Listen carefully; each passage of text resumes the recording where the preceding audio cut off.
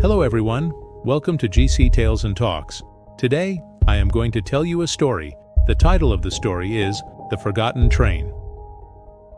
In the quiet town of Oakridge, where the nights were still and the mornings painted golden streaks across the sky, a forgotten legend whispered through the streets. It was said that deep in the forest, beyond the abandoned railway tracks, lay a train frozen in time. A train that vanished without a trace 100 years ago. Our story begins with Daniel, a young historian obsessed with uncovering mysteries of the past. One evening, while flipping through Old Town archives, he stumbled upon a faded photograph, a locomotive numbered 472, last seen in 1924. The official records declared it lost, but no one knew why. The town's elders spoke of eerie lights in the woods and strange noises carried by the wind. Something wasn't right. Determined, Daniel set out with his camera, flashlight, and a map marked with the last known sighting of the train. As Daniel walked along the rusted tracks, the wind howled through the towering pines. The air smelled of damp earth and forgotten stories. Hours passed, and just as he was about to turn back, a faint whistle echoed through the night. His breath hitched. There, cloaked in mist, he saw it. A massive ironclad locomotive stood in the middle of the tracks, its exterior untouched by time. The metal gleamed under the moonlight, and the number 472 was etched across its side. The door was open. Daniel hesitated before stepping inside. Dust swirled in the dim light as he moved past rows of empty seats. The silence was thick, too thick. He lifted his camera, snapping pictures, when suddenly, the train jerked.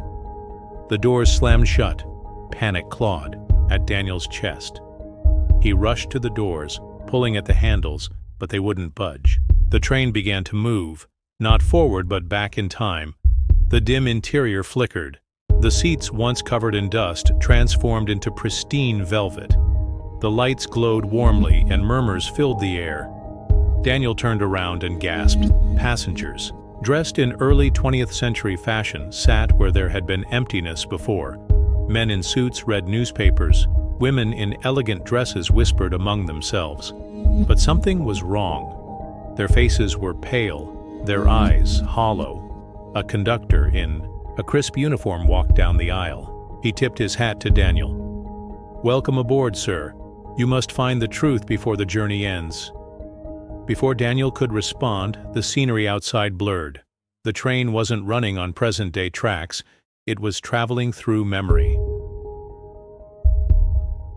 Daniel pieced the story together. The passengers had boarded in 1924, unaware of their doomed fate. An unknown disaster had struck, sending the train into oblivion. He noticed a newspaper dated October 15, 1924. The headline read, "Oakridge Express missing. All aboard presumed dead." Daniel's heart pounded.